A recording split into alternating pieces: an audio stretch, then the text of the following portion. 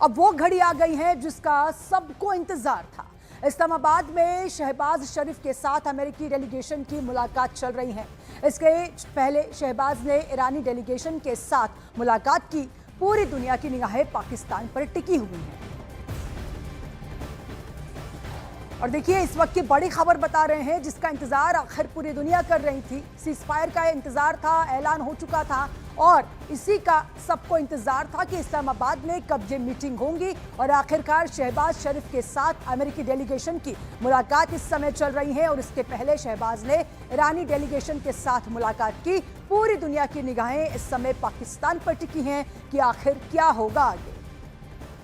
और इस वक्त एक बड़ी खबर आ रही है, ईरान की कोई भी शर्त नहीं माना है अमेरिका।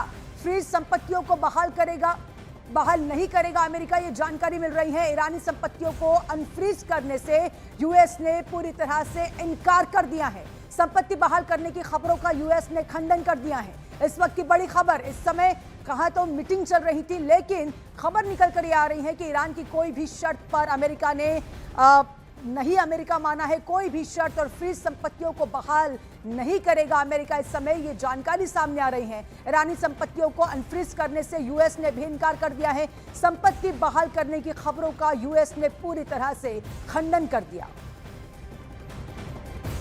तो बड़ी खबर बता रहे हैं, मीटिंग चल रही थी, लेकिन आखिरकार जिसका वक्त था, जिसका इंतजार था पूरी दुनिया को, वो खबर कहीं ना कहीं ये पॉजिटिव खबर नहीं नजर आ रही है। क्योंकि ईरान जो है, ईरान की कोई शर्तें थी, ईरान की वो शर्तें अमेरिका ने नहीं मानी। और ये मीटिंग में जो बाहर निकल कर आ रहा है वो ये दिख के आ रहा है कि अमेरिका इस शर्तों को मान नहीं रहा है। इस्लामाबाद में भी जहां ये मीटिंग चल रही है, वहां से जावेद हमारे साथ जुड़ रहे हैं। जावेद, क्या चल रहा है इस समय? पूरी दुनिया के लिए बहुत ज़्यादा अहमियत के हामिल हैं। बल्कि ये कहा जाए कि आज का दिन जो है जो दुनिया के लिए बहुत ज़्यादा तारीख़ी दिन होगा। क्योंकि इस्लामाबाद टॉक्स में जो ख़ास तौर पर ईरान और अमेरिका के दरमियान होने वाली जो जंगबंदी है, उसके बाद ये टॉक्स यहाँ पर होने के लिए कहा गया था। इन टॉक्स को करने के लिए दोनों फरीक़ैन, ईरान का आला सतही वफ़द और इसके अलावा अमेरिका का आला सतही वफ़द जो है वो पाकिस्तान पहुँच चुका है। अब दोनों फरीक़ैन के दरमियान ऑफिशियली तो अभी तक ये अनाउंस नहीं किया गया कि आया ये जो मुज़ाकरात हैं वो शुरू हो चुके हैं या नहीं।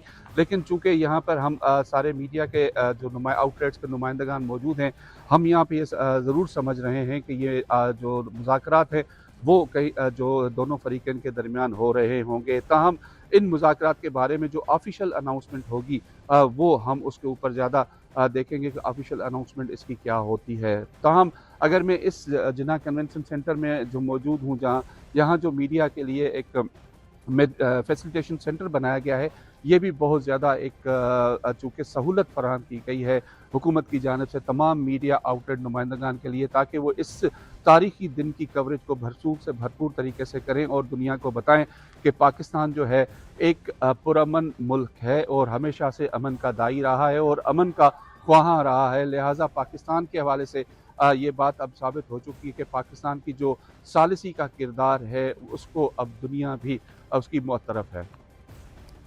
तो इस्लामाबाद में ये मीटिंग चल रही है, लेकिन जो खबर वहां से निकल कर आ रही है वो साफ संदेश देती है कि अब तक शांति वार्ता पर कोई भी सटीक जो है वो रिपोर्ट नहीं आई हुई है। और जिस तरह से पत्रकार हमारे लगातार बता रहे थे आफ्ताब कि किस तरह से वहां पर शांति वार्ता चल रही है, लेकिन उसका खास रिपोर्ट जो है, रिजल्ट जो है, हमें नजर नहीं आता। हमारे साथ हमारे सहयोगी नीरज भी इस समय जुड़ चुके हैं। कैसे देखते हैं आप इस पूरे सिचुएशन को इस समय नीरज? सुरभि, देखिए, दोनों देशों के बीच में डायरेक्ट टॉक होगा कि नहीं, इस बात को लेकर बिल्कुल संशय बना हुआ है। थोड़ी देर के बाद आफ्ताब जहां भी हमसे जुड़ेंगे, जो कि सीधे इस्लामाबाद टॉक जहां हो रहा है वहां से मौजूद है। लेकिन आपको बता दें कि देखिए, एक तस्वीर हमारे सामने आ गई है। मैं कहूंगा कि दो तस्वीर, एक तस्वीर जो अमेरिकी डेलीगेशन से पाकिस्तान के प्रधानमंत्री की मुलाकात चल रही है, जो स्वागत करते हुए दिख रहे हैं। दूसरी तस्वीर है जब ईरानियन डेलीगेशन से मिलने से पहले ईरानियन डेलीगेशन के मेंबर की तस्वीर थी।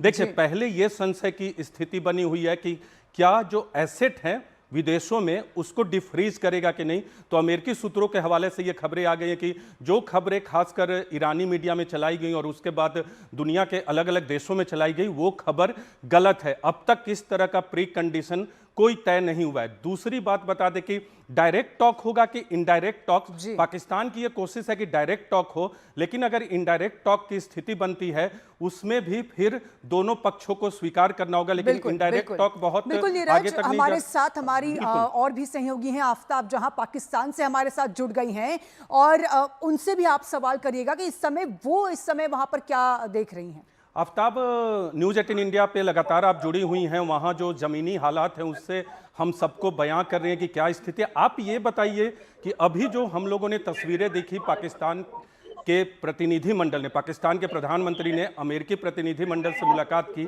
आपको क्या लगता है डायरेक्ट टॉक्स होगा ईरान और अमेरिका के बीच में, या जैसा ओमान में हुआ था इनडायरेक्ट टॉक्स, उस तरह की स्थिति बनती हुई दिखाई दे रही है? देखिए, बिल्कुल आपने बचा फरमाया कि इस वक्त पाकिस्तान के वज़ीर आज़म की जो अमरीकी नायब सदर है जेडी वेंस, उनसे मुलाकात हुई है और इससे कबल ईरानी वक्त से उनकी मुलाकात हुई थी। और ये जो मुज़ाकरात इस वक्त इस्लामाबाद में हो रहे हैं, ये पहले से ये तय शुदा था कि पहले मरहले में जो दोनों फरीक़ैन हैं उनसे अलग अलग मुलाकात होगी, जिसमें हमने ये देखा कि पहले ईरानी वक्त से पाकिस्तानी वज़ीर आज़म की मुलाकात हुई और उसके बाद अब जो अमरीकी नायब सदर है उनसे पाकिस्तानी वज़ीर आज़म की मुलाकात भी हो रही है और वो उनसे मुलाकात के लिए अभी पहुंचे हैं। और ये जो मुलाकात इस वक्त होंगे, इनमें दोनों फरीकों को वन ऑन वन बिठा के, क्योंकि पाकिस्तानी क़यादत ने इनसे मुलाकात करनी थी और इसमें तमाम मामलात जो है वो डिस्कस होंगे। जो 15 पॉइंट्स अमरीका की जानिब से रखे गए हैं, जो 10 पॉइंट्स ईरान की जानिब से रखे गए हैं, इन तमाम के ऊपर बातचीत की जाएगी। और उसके बाद जो उमूर इन दोनों फरीकों से वन ऑन वन मुलाकात के बाद तय होगा, उसके बाद फिर एक टेबल पर बिठाया जाएगा। और आपने ओमान की बात की कि क्या ओमान वाला वाकया होगा, तो ऐसा बिल्कुल भी नहीं होगा, क्योंकि ओमान के जो मुज़ाकरात हो रहे थे उसके बाद जो नतीजे